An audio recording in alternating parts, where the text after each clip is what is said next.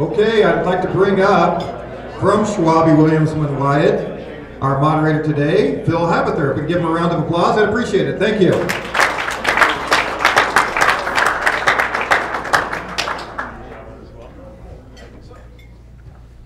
All right, thank you for that. It's not often people give me a round of applause, so I'll take it wherever I can get it. I first want to start by introducing the electeds that we have here in the room, and I'm going to introduce the panel. I'm going to give you a bio on each one of them so I can save them from doing that. I went on their website, so if the information's inaccurate, blame me for that. I'm first going to start with Senator Joe Zarelli. He's in the 18th District. He's got a name tag, so he doesn't have to wave to you. Senator Don Benton in the 17th District. Representative Paul Harris, also of the 17th. And we have Tim Probst in the 17th as well. Representative Ed Orcutt is from the 18th District, and that's going to be changing to you'll be moving to the 20th. We have Representative Ann Rivers in the 18th. Representative Jim Moeller, the 49th District. Representative Sharon Wiley was supposed to join us. She has a fairly good excuse. I think you'll agree with me on this. She's at the hospital where she's expecting her first grandchild. So that's supposed to be happening today. So we're going to give her a pass on that, and I'll answer the questions for her, since I know what the questions are. We have County Commissioner Mark Bolt. You'd give a wave. County Commissioner Tom Milkey.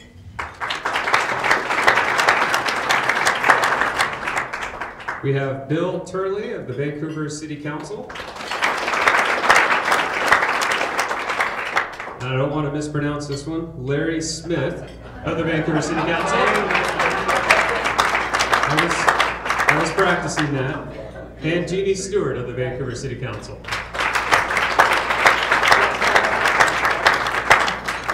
And did I miss any of the electeds? I think I got everybody. Okay. Also have some candidates with us today. First off, I think you all know Liz Pike. She's running for state rep of the 18th District. We have Julie Olson, also a candidate for the 18th District. Did you know you're running in the 18th? She'd like to. We're changing it. She's running in the 17th. Thank you for that. David Gregerson, he's candidate for Clark County Superior Court Judge. Jim West, candidate for Clark Public Utilities Commissioner. Dale Smith, candidate for State Representative. That's 18th, right? Thank you, 18th. And Joe Tanner, candidate for Clark County Commissioner. Probably would have been quicker if I introduced those not running for office today. So thank you for everybody for being here. And did I miss any candidates by any chance? I did, sorry. David Maduro also running for Clark County Commissioner.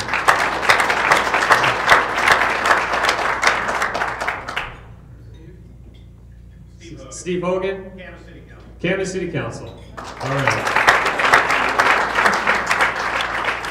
And I think we've got everybody. All right, I'm going to introduce the panel so they don't have to do it later, and then I'm going to ask them a couple questions. They were provided these questions in advance. Just so you know, it's not a debate. We want some feedback from them, so we wanted to not surprise them. First, I'm going to start with Representative Tim Probst, just because he's on my left.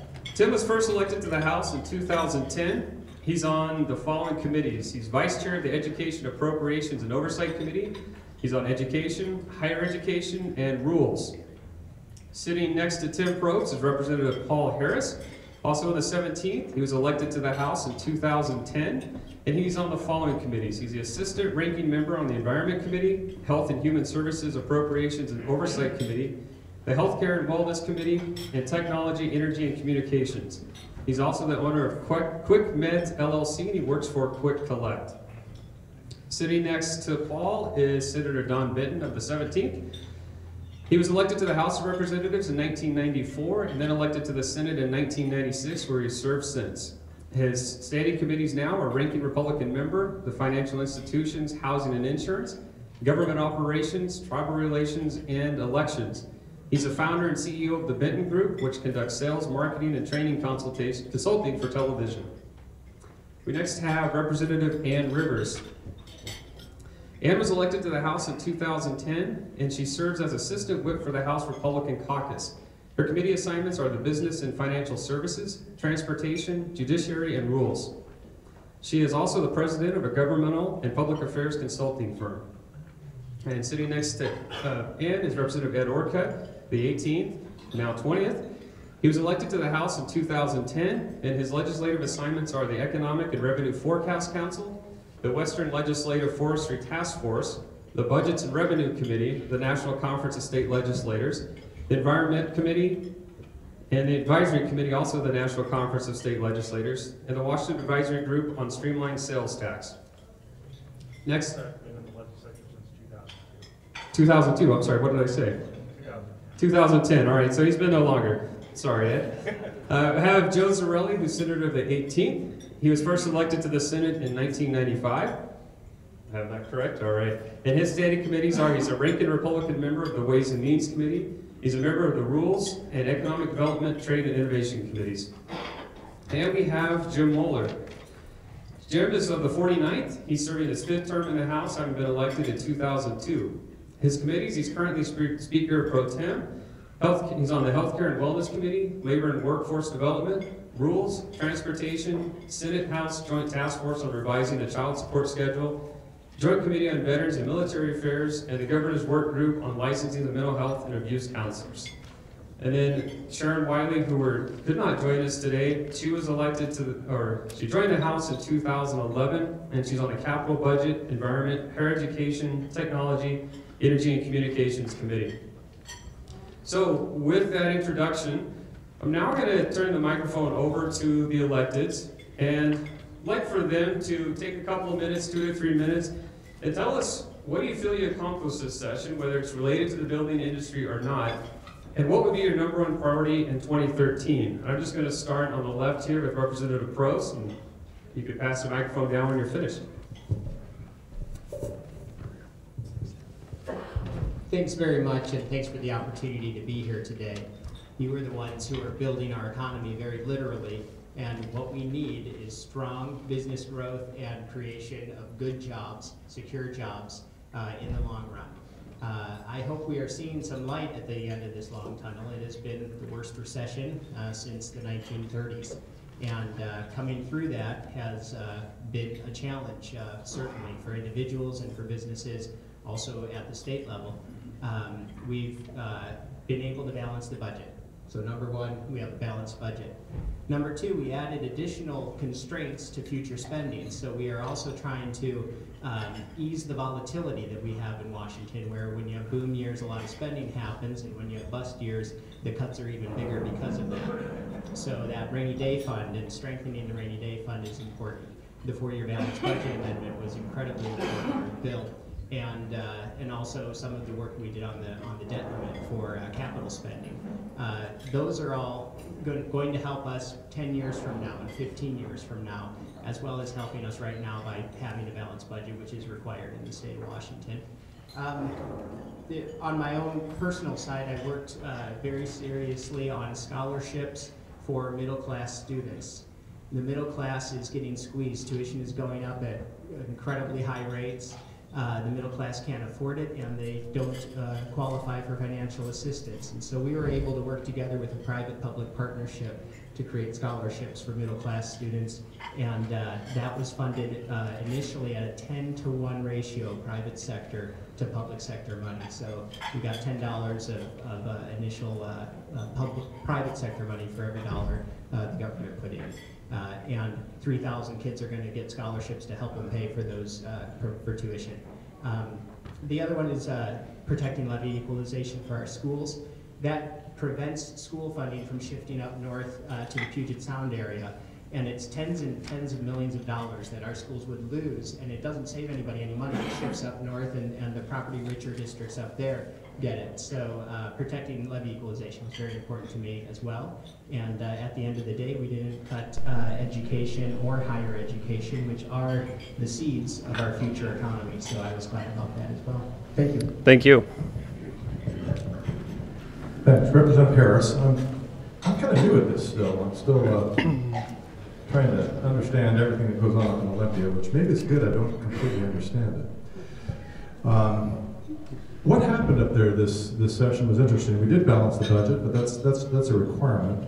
And I appreciate the work of Senator Benton and Senator Girelli on that budget. I think there was a lot of bipartisan work done on that, and that budget came down. And we were able to balance the budget without increasing revenues on the people of the state of Washington, which I think is very, very important.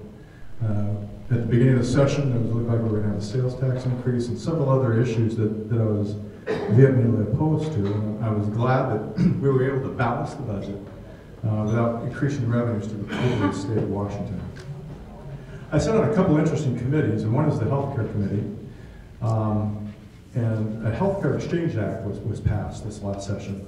I voted no on that. It's interesting to be on a committee that you know you're headed in a direction that you're not philosophically in favor of, and that but yet you're still involved in it, and your name's somewhat attached to that. It's an interesting paradigm. The health exchange in and of itself, I think, can actually do some good. I hope so. I hope we still continue to have our choice. The concern I have with the exchange was that we gave too much power to a board that we're going to create. And I feel ultimately that if we're going to get involved in healthcare and we're going to start writing rules and regulations, that it needs to be upon the elected official and not upon an appointed board. And I ultimately, as your state legislator, need to be held responsible for that. And as an elected official, if I make a mistake, you need to get rid of me on that. And I really believe that we need accountability, especially in the healthcare forum. And I'm very concerned that the reason I voted no was we gave the authority to a board, which I'm not in favor of. I think the most important thing, though, that I look forward to in the next session is that of creating an atmosphere where we can have jobs. And everybody talks about jobs, but I want to talk specifically about one area that I am concerned about. And that concern is the cost of power and I-937. I really believe, as I sat down with our high-tech group this year on several occasions, they were very strong in that the next step of I-937, which is 9% more of power that is going to come through green power, which is going to be extremely expensive, is going to impact all of us. It's going to impact us tremendously. SCH America sat in the office and basically said if we could give them a certain bit of power, that they would add 1,000 new jobs in the area. But they also said if we see drastic fluctuations in power, that it's going to be really difficult to keep them competitive in the world in their particular business. You know, and this last increase to SCH America and to several high-tech meant $300,000 in increases in power costs to the bottom line. This next step is twice that. So start thinking about that. Thinking about the impact that power has on our region and how many of these businesses have come here because we have competitive rates on power. We need to address hydro as a percentage of hydro is renewable, and that will really help us tremendously and will get us out of this predicament we're in. And we need to, and I think that to me is the most important thing that I can do this next session, is to get a bill passed that recognizes hydro as a percentage of a renewable resource. Thank you. Senator Benton. Great, thank you very much. Well, thanks for taking time out of your busy day to come and listen to us here today. This is, gosh, I've been coming to these VIA luncheons for, well, 18 years now. And as most of you know, some of you I haven't seen in a long time, I see some of my old friends out there, we've had a tough battle for the last 18 years trying to make housing more affordable and make it easier for builders to comply with the law and get their jobs done and create jobs. And I saw a chart 2 years ago as we headed into this economy that showed where the jobs had been lost. And number one on the chart, of course, was the building industry that had almost a 30% hit. And you looked all the way down the list, and the last one on the list, of course, was government, which hadn't suffered any loss in jobs at that time. And so government was still going strong 2 years ago in the midst of all of this. It finally caught up with us in the fact that we couldn't sustain the budget because we've been spending too much every year. And we always spend more. Why? Because we only have to balance the budget for 2 years. We don't have to take into account those outlying years, the third, the fourth, the fifth year, where that bow wave for those new programs grow and grow and grow. And nobody really wanted to talk about that. This session, we did talk about that. I had several bills this session that I introduced. One was a constitutional amendment to implement the provisions of Initiative 601. Many of you may remember the Initiative 601 initiative, which limited the growth of government to a formula that included population growth and inflation, and allowed government to grow at a sustainable rate based on that. Unfortunately, it's just a statute. And so over the years, the legislature slowly, methodically dismantled every piece of 601, including the 2/3 requirement to pass additional taxes. And so I introduced a constitutional amendment this year. I said, look, 601 worked well. If you look at where we are in spending now and where we would be in spending if 601 was still being followed, there's a huge gap.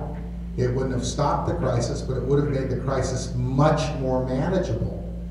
And so let's put it in the Constitution where legislators who have a penchant to say yes and have a difficult time saying no to their constituencies can't change it, so that we can have sustainable growth in the future and we don't have to pull the rug out from underneath constituencies that have programs that have built up around them, which is what we've discovered that we've had to do in the last year and a half, and probably will have to address again next year as well. Unfortunately, that concept was unacceptable to the majority Democrats that controlled the legislature and the governor's mansion. Now, they don't want anything in the Constitution that would limit their ability to say yes to their constituencies. And so, we go down the road. Nothing happened on the budget. Joe had very few, if any, negotiations for the first 4 or 5 weeks because the chairman of Ways and Means was busy on another subject. The fact of the matter is, we got to March 2nd, and we still hadn't passed the budget, and the session was supposed to end on March 9th. Joe said, I've been working to build a coalition, and he was able to get some Democrats to go along with the Republicans. They came to me and asked me to make the historic motion, the first time in 25 years on the floor of the Senate, to actually take control of the Senate from the minority and pass a budget to get the ball rolling. We had 7 days left at that point to actually pass a budget, and we did. We had 3 Democrat votes. We went through the procedural motions allowed under the rules of the Senate. We took control of the Senate, and we passed a sustainable budget without significant cuts to the most vulnerable in our community, the DD community, the education community. In comparison, the House passed a budget that moved levy money out into 2013 and really would have hurt education. So I was quite happy to be part of the group that moved a budget forward and allowed the log jam to free up and get some negotiations going. And in the end, we were successful in the second session of passing a budget, essentially Joe's budget, the Republican Senate budget, that protected education, 0 cuts to education, and allowed for no general tax increases on the general public. We're very proud of that. We also got 2 very important long-term reforms, a 4-year balanced budget. Unfortunately, again, we wanted that in the Constitution, so the legislature can't change it with a simple majority vote, but the House Democrats and the Senate Democrats would not allow us to have a constitutional amendment. They wanted it in statute. My only assumption there is that they're going to change that in the future, unfortunately. Senator, I'm going to have to cut you off to make sure we have enough time for everybody. Sure. We will come back to the top priorities. Thank you. Paul talked too long. See? Hey, I got shorted. I got shorted because Paul talked. All right. Thank you, Senator. Now we have Representative Ann Rivers. Brevity is the soul of wit, so I will try to be very witty today. One of the things that I'm most proud about that I worked on this session is the protections that I was able to work for with the Columbia River crossing. I was able to get a commitment of no tolls on 205, a tolling and revenue study that includes looking at no tolls for 2 or more people in the car, or for those folks who have to cross the bridge every day to get to work. The reality is that I've said from the outset I have grave concern about the discretionary dollars that would be taken from our community and taken from those folks who are also already living on a shoestring, and we have to look for protections for them. So we were able to get that done. Additionally, worked with Representative Moeller on the construction of a legislative oversight and audit committee, which includes a citizen participant. I think it's really important to make sure that people feel like they're getting an objective opinion from someone who's a citizen looking for somebody who crosses that bridge, who's actually a bridge user. And we're in the process of submitting resumes for that right now so that we can get that committee going in the near future.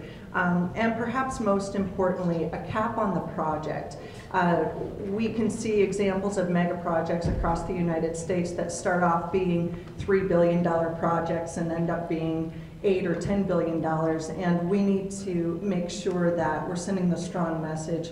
You know, Cadillacs are great, but Honda Accords will get you there just as well. So those are the things. I'm on the transportation committee. A bit of reliability. Yeah.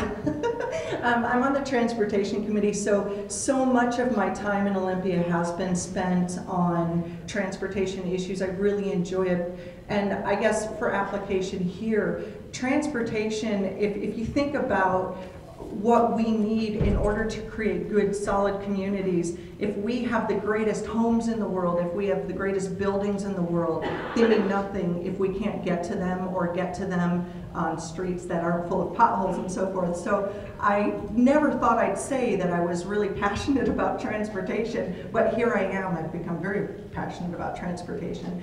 My goals for next year, I introduced legislation this session that didn't get anywhere because I think that there were much more higher profile issues that we dealt with, specifically auditing the audits conducted by the state auditor to be included in our budgeting process. I know that it's part and parcel of the folks writing our budget. Some of them use the audit, some of them don't, but I really think that that should be a standard course of action, so I'm going to be working on that. And then you may have seen some media in the newspaper recently about a sex offender issue at Prairie High School. So I'll be taking up that issue on the House side and working in concert with folks in the Senate to make sure that we have a full discussion about some things that just need to happen to keep our kids safe at school. And finally, this is my magic wand issue. If I had a magic wand, this is the thing that I'd do right away. We have got to get DOE under control. We have got to stop all this ruling.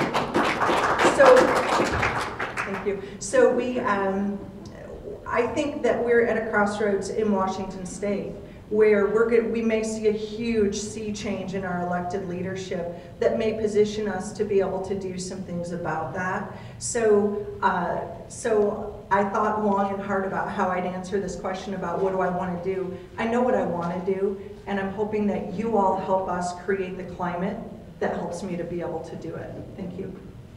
Thank you. So I want to follow up on Ann's last point about rulemaking. In August of 2010, I sent a letter to Governor Gregoire requesting a rulemaking moratorium as an important way to enable employers to get some regulatory certainty and to be able to start creating jobs and bringing people back to work.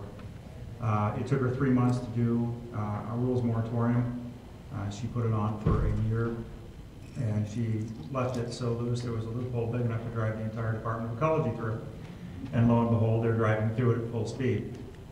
We did a little bit of research prior to asking for that moratorium and found that there are 43 full-time equivalent employees in the Department of Ecology dedicated to rule writing, another 5 dedicated to policy and guidance. That total is up to 48 people in the Department of Ecology whose primary function is to make it harder for you to bring people back to work. And that's wrong. That needs to change, and it needs to change now.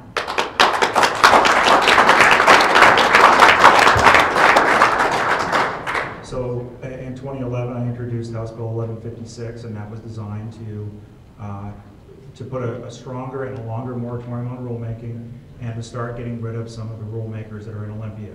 43, 48 is way too many, especially in a single department, and especially in the Department of Ecology. We need to bring the rule writing back into the legislative arena so that it requires a vote of those of us who are elected by the citizens rather than by a bunch of bureaucrats who never have to face the electorate.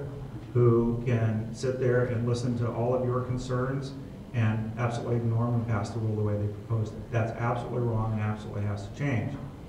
The other bill that I introduced, and I actually introduced it in the 2010 session as 3090 and then reintroduced it as 1162 in the 2011 session, is to get rid of the duplication and triplication of effort in natural resource agency management and hope that others will do the same in other agencies. But we've got, in a lot of cases, 3, 4, 5 different agencies doing the same functions. And when I put a forest practice permit in for a private landowner, and I have to go out and meet with Department of Natural Resources, Department of Ecology, and Department of Fish and Wildlife, and have those 3 sets of boots in the creek, it reminds me of what Gregoire said. We don't need 3 sets of boots in the creek. So let's get those other 2 sets of boots out of the creek. We started making a little bit of progress with 6406, but it doesn't go far enough. There's a lot more work we need to do. But giving you regulatory certainty so you can start to hire people back is what it's going to take in order for us to get this economy moving again, get you moving again, and help not only the citizens out there who are looking for work, but help all of our government agencies, our schools, our fire districts, our county, our cities, and the state government have more revenue, because you're the ones that generate the revenue.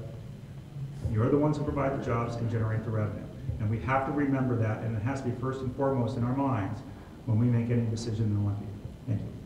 Thank you. I think I forgot what the questions were, but I'll do my best to just talk because you all enjoy hearing us talk, right? Would you like me to repeat them for you, Senator? Okay, all right. You know, my job has been for a number of years now, really since 2003, is to manage from our caucus's perspective how we spend your money.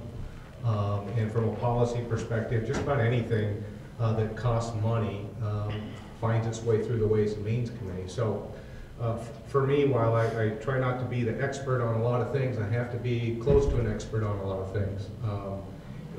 So my goal has been for the last several years, and specifically in the last 2 years, where I think we've got significant gains. I think this state and our legislature has been able to take advantage of what has been otherwise a very difficult economic time for the taxpayer, for the citizens of the state of Washington. So all is not lost in that respect, I think. Over the last couple of years, we've managed to do, first of all, balance things within the projected revenue. Now that has been a moving target, I'll give you that. But for years, we have always spent more money than we have projected even coming in, because Olympia always expects that the next year we'll just see more growth in revenue. It's typical in a growing economy that you're going to see growth in your business. And in this model of government, that's how we've always budgeted. But what we've been able to do in the last couple of years is not only downsize government in a lot of ways, reduce overall spending, but also track our expenditures with what our projected revenue is. And when that has changed, come back and made those adjustments in our spending as well. I think that's a positive trait that we've established, and I'm hopeful that more people will understand that that's a value moving forward that we ought to hold true in the legislature, regardless of when and if our economy starts to grow again. I think that's a big win. The other thing that we seldom, if ever, look at is because of constituency needs, we're always living for today in government. We're always thinking about how we're going to help X, Y, and Z today within the confines of the budget. And what I've tried to do over the last several years is get us to look down the road to what others are going to have to deal with. Not those of us particularly here today, but the legislators coming behind us. And that has to do with debt and liability that is hanging out there that eventually somebody's going to have to pick up and pay. And a big piece of that has been our pension liabilities. We've heard a lot of talk about liabilities in pensions around the country during this economic collapse. Well, what we've been able to do in the last 2 years is eliminate more than $10 billion worth of unfunded liability in our pension system for the next 25 years. I think that's significantly a great win for the taxpayers. You see, we all tend to focus on what we're spending today without regard to how it's going to affect us in the future and how our policy decisions that we choose today are going to affect us in the future. So from that perspective, and including this year, we've significantly reduced on a permanent basis the long-term liability in that pension system I think at this point, with the changes we made this last session, special session, we will be ranked the #1 pension system in the country from a liability or a funded status in the country. I think that's a great win for the taxpayers of this state. The other thing we did, and Senator Bent talked about a little bit, is this 4-year balanced budget. We are the first state in the union that will have a requirement to balance our budget over 4 years. I'll tell you why that's significant and important. Because again, we only spend money or we make decisions based on how it's going to affect the current biennium, that 2-year period. And so when you enact a new program in the 18th month, let's say, of a 2-year biennium, you don't understand the full cost of that unless you look out 2 years into the next biennium when that's fully implemented. The significance of that 4-year requirement will be now when we pass a budget, we'll be required to make sure that that thing balances through the next biennium so that we know that our revenue and our spending are working in concert or together. And we allow for some exemptions during difficult times, such as what we've been in now. So I think these are great wins, and there's many others to talk about, but I think ultimately that's the same thing I'll continue to do next year if I'm blessed enough to be in the legislature again next year. And with that, I look forward to your questions. Thank you. Thank you. Thanks, Joe. I think what I'm most proud about over this last session has to be the Jobs Act. What I've heard repeatedly from all my constituents, and specifically also in regards to this particular organization, is putting people back to work. And government has a job to play in that. It's not singularly upon government to create jobs, but with the private sector, it can work together to create an environment that is conducive to job creation. So $1 billion in bonded money to put people to work right now with shovel-ready projects right here, hundreds of projects around the state of Washington, 20,000 people employed, 9,000 people spin off employment from that. That's the best kind of social program you can imagine. When you put a roof over somebody's head, when you put food on the table, when you put clothes on the back of the kids going to school, that's real social work. That's what I'm most proud of. As far as, and that's going to happen. That's happened, that's going to happen. It just was signed by the Governor Gregoire, I think last week. It's going to go into effect this July. There are 30-some projects around Clark County that I'm aware of, and even more around this state. As far as what I plan on working on next year, again, we have to continue to work on this issue. I don't think anybody has not noticed that this recession has lingered long and hard, and particularly in response to getting people back to work. I think that has to be our #1 priority. That has to be our #1 goal, is putting people to work, not only here in Clark County, but around the state. I look forward to your questions. Thank you. So I do have some questions for the panel, but in the interest of time, I know that you probably have questions out there, and I think the panel would rather hear from you than from me. Am I correct on that? Getting a lot of nods. So we're going to go ahead and open it up for questions. Does anybody out there have a question for the panel? Yes? I don't actually have a question, but I have a comment. I was reading, and you'll have to forgive me if I don't have the right name, but is it Castema who is in your house? Senate. Anyway, he had a blog that he wrote. He said about the budget, yet the end result, a month later, was a spending plan by you guys, negotiated between the Senate coalition and the Democrats who remained in control of the House, passed by one of the strongest bipartisan budget votes ever witnessed in the Senate. Not to mention a few reform measures that may reduce the skyward trajectory of state spending and reduce pressure for big tax increases in the future. That is gigantic. And I want to thank each one of you for doing that. Thank you for your part in presenting a budget that is rational and it's an adult budget, and I want to thank you for that.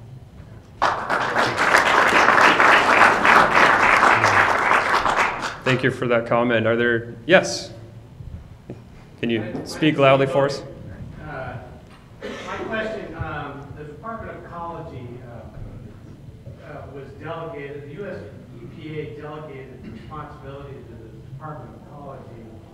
to run their water and probably the air program too. Water is one affects us on the city council. The state of Washington had to work to get to the point where we could get that delegation. In order to qualify, we had to be able to prove that we have standards that exceed the EPA's normal standards and go through a series of tests to delegate that responsibility to our state. And now we run it through the Department of Ecology. And we considered backing away from that and trying to reverse the role of Department of Ecology and revert it back to the EPA. So when we look at the standards for monitoring groundwater and various other things, we're on a more equal footing with the other states. There's 20-some states that are regulated by the EPA, and their standards aren't nearly as restrictive as ours.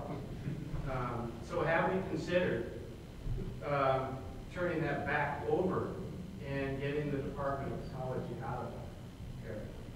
My question. All right, can you limit your response to 2 minutes? I can. All right, thank you. So I don't know that we necessarily need to return it back to the US EPA, but what we need to do is rein in the Department of Ecology so they're not going way far above and beyond what's required by the federal government. You've basically got a rogue agency that needs to be reined in, plain and simple. Is that short enough? That was perfect, thank you. Anybody else? Yes, Representative Harris. I sit on the Environment Committee, and I've got to tell you, it's just not as simple as and I appreciate my representative working because he's been up there a little longer than I have. But watching how committees work, I want looking at a lot of your questions, I want you to understand that bills and reform does not happen with the way we're situated right now.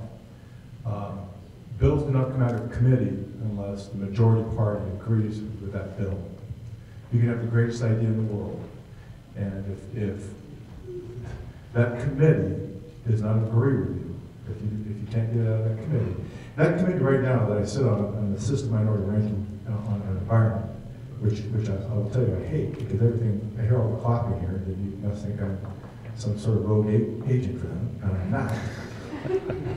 That committee is stacked, okay? That committee is stacked. They're all stacked because they're stacked because the Democrats control them.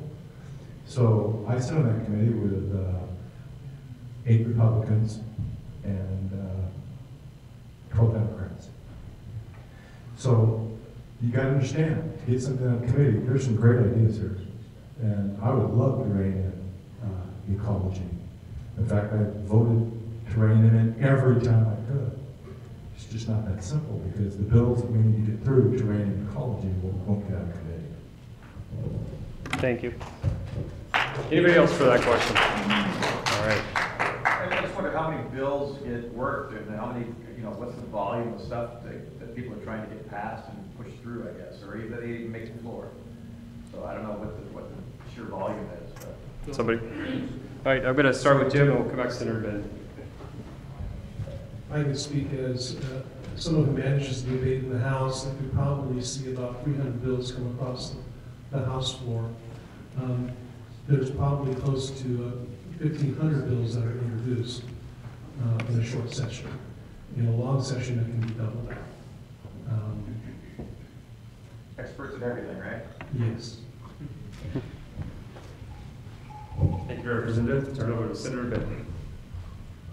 On average, and I can't take from last year because I've looked at all final numbers, but on average, approximately 2,000 bills, give or take, are introduced each regular session. That's probably the long session. The short session is less than that. But on average, that's a lot of new laws. And really what we ought to do is have one session that's devoted totally to repealing laws. How would that be? Wouldn't that be great? Where we just focus on reducing, because every time you pass a law, no matter what it does, whether you think it's good or whether you think it's bad, and I think it's bad and you think it's good, it doesn't matter. Every time a new law is signed by the governor, there's this whole rulemaking process that goes through. So there's a whole bunch of new rules that have the force of law that are created by people that aren't elected, okay? And it costs money, no matter what it is. Every time there's a new law on the book, it's another regulation. for something, if you've seen John Stossel's report here a couple of weeks ago about how every American citizen breaks the law at least 2 or 3 times a day, every day, and you don't even know it because there's so many laws, right, that are out there. We just got to be able to reduce it. And, you know, we've talked about this in the legislature. Do you put a rule in, a restriction on legislators? You can only introduce 3 bills, you know. And of course, that hasn't happened, and we agreed to that. We had, Senator Jacobson holds the record. I think he introduced 100 bills in one session before he retired. And so everybody has an idea of how to fix something. But Representative Harris is right. The ideas that get through typically are those that are approved by the majority party that's in control. And that's really the bottom line. So if you want to change the kind of laws that are being passed, you have to change the majority. And if you want to reduce the number of bills that are being passed, you need to change the majority. And that's really the bottom line. Thank you. Yes, Representative Rivers. But don't forget, in order to get rid of a law, you have to pass a bill. Just saying, just saying. That's a good point. All right. Well, I know we have time for one more question. Senator Harris, you mentioned about power. Is your sense that that is an issue that's just divided by party, or is that does everybody seem recognizing what the issues are around that, the restrictions on that? Real quick. I don't think that's a strictly party line item. I really don't. And, okay, I don't believe that. I think it's a difficult issue. We've kind of aligned ourselves, and I don't think it purposely, with wind. And the wind people have made significant investments in the state of Washington. You need to realize that. But on the same token, we need to realize the cost of that power. And the unintended cost is actually right now is that we don't need the power. So it's kind of a double whammy we're in right now. We are long on power. We have enough power for the next 10 years without doing anything, let alone bringing on more green power. So at a significant price increase, folks, at a significant price increase. So it's a difficult issue. But I think it needs to be addressed, and we need to address hydro. We need to address hydro as a renewable. Thank you. I really agree with that. This is an issue that we can solve by having Democrats and Republicans work together. Now, the fact is, you do have people at both extremes who just want to lob bombs at each other, and that does not fix a thing, and it won't fix a thing no matter who's in charge. You need people working together. Now, when you get Republicans and Democrats working together to solve a problem, it happens. That scholarships bill for the middle class that I passed, massively bipartisan, and notably, Democrats voting against it too, Republicans voting against it too, a few on each side, and the huge middle voting for it. Same thing with the Career Pathways Act this year. That was a different bill that I passed through the House. It got killed in the Senate. But it passed with a massive majority because it was worked in the middle with Republicans and Democrats working together. You know, partisanship will not fix the economy. We need jobs. We need jobs now, and it involves everybody in this society working together to make it happen. We need realism and teamwork and a positive attitude to fix the issues that face not only our state but our nation, because our nation's leadership in the world is what's at stake here over the long run. Thank you. I tend to agree, and when we found solutions like the budget solution this year, it was a bipartisan coalition. 3 Democrats joined the Republican coalition, and that's what allowed us to get out in time. And so you work across the aisles. I mean, several years ago, people were amazed that Senator Cole Wells, who's one of the most liberal senators from downtown Seattle, and Senator Don Benton, a conservative senator from Vancouver, worked together and passed a series of bills to protect our kids in school from coaches and teachers who pray. Maybe remember the Seattle Times article that came out about that. This year, I introduced a piece of legislation in the Senate that had 35 co-sponsors. And if you know the makeup of the Senate, there's only 49 members. That means there are about half and half on that bill. It passed the Senate, it passed the House, and the governor signed it into law last week. And that protects, again, our kids from unfair treatment in their schools. And so when the issue is serious and big and we can get our heads around a bipartisan solution to it. That happens now. But there are philosophies, political philosophies, that do carry through, and some people, unfortunately, put their party before their country, or their party before their state. You know, I try to always put my constituents in the 17th district in front of my party, and I try to put my state in front of my party. But I belong to the Republican Party because I believe in the basic tenets and principles that they espouse. And that means I'm going to vote for a Republican leader when the Republicans are in the majority. And then the Republican leader can help move Republican ideals forward. And that was one of the problems we had this year in the budget, is even though we had a bipartisan vote in the Senate leadership and House leadership for the first 3 weeks of special session refused to even meet with Joe on his budget. And that wasn't very bipartisan. So as bipartisan as you can make things, sometimes the leadership of the parties make it much more difficult, unfortunately. Thank you. I want to thank the panel for being here today to give you their recap of the session and their priorities for next year. So if we could give them one more round of applause.